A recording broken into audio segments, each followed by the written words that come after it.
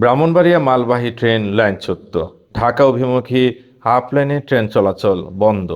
ব্রাহ্মণবাড়িয়া ছোট হরণ এলাকায় একটি কন্টেইনার ট্রেন লাইনচ্যুত হয়েছে। এর ফলে আপ লাইনে ঢাকা অভিমুখী ট্রেন চলাচল বন্ধ রয়েছে। আজ বুধবার 20 নভেম্বর সকাল 11টার দিকে এ দুর্ঘটনাটি ঘটে। রেল পরিচালক ইমতিয়াজ রহমান জানান, ঢাকা অভিমুখী 601 নম্বর কন্টেইনার সকাল 11টা 20 মিনিটে স্টেশন অতিক্রম করে। ট্রেনটি বড় হরণ এলাকায় যাওয়ার পর লাইনচ্যুত হয়। তিনি আরও জানান, মেরামত কাজ চলমান রয়েছে। ঘণ্টাখানেক সময়ের মধ্যে আপ লাইনে ট্রেন চলাচল স্বাভাবিক হবে।